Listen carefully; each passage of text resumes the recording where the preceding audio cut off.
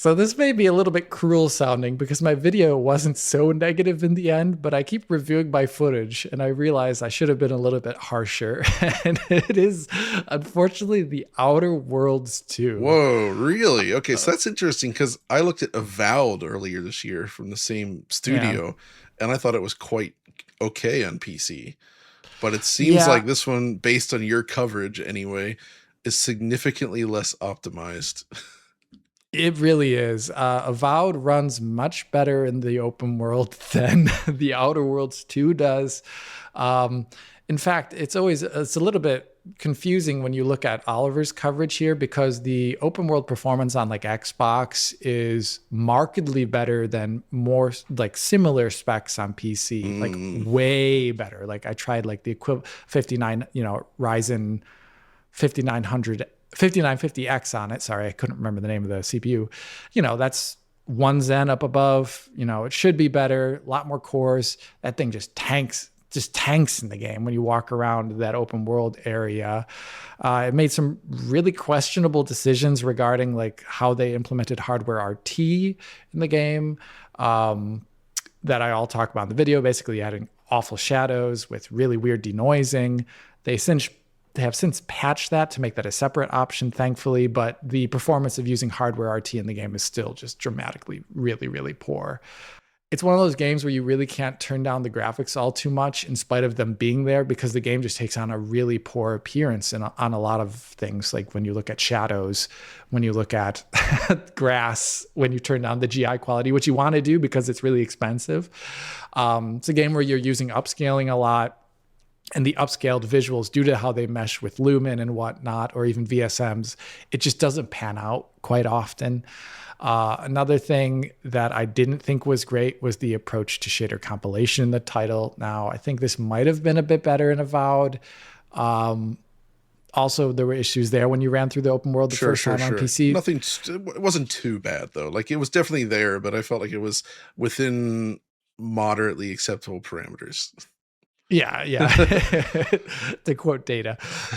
And the here, I think when Unreal Engine added in asynchronous shader compilation with visibility skipping, I think the engineers behind that saw that as a complementary approach to be added to a PC game for those areas of the game world where their QA maybe possibly could never go there.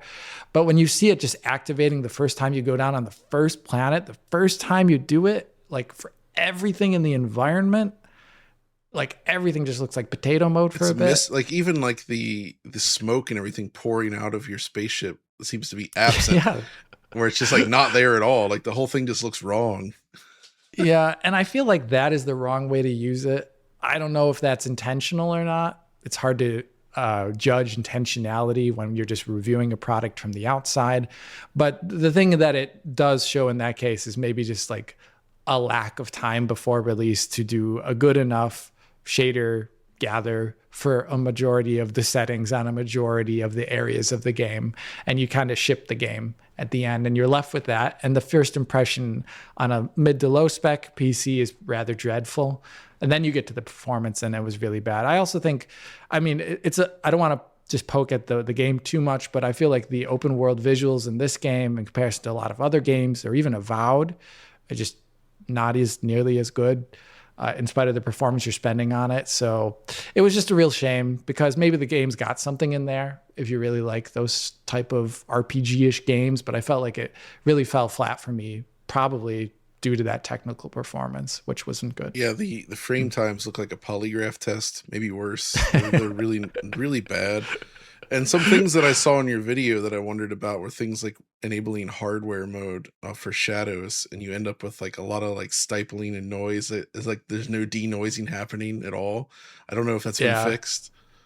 I don't know about the denoising itself, but at least a separate option now. Okay. That's the thing. I think they were added because they did it in Avowed on certain platforms, and that's probably why it's here, but it maybe wasn't tested completely. who knows? But either way, I wish the studio to, I hope the patching cycle works out for this game and we don't have a, like a Dead Space situation where it's just left to rot for I eternity. suspect not, given their track record. And like, I feel like the Outer Worlds, the original, was just like around for a long time. And you got the Spacer's Choice, which I think Virtuous was involved with, by the way. Yeah. So like, which also wasn't that great. No, it was not. But it was not actually the Spacer's Choice in the end. But I'm hopeful that they'll continue to support this because I don't know. This looks like I like the original. I would like to play this at some point when I actually have time.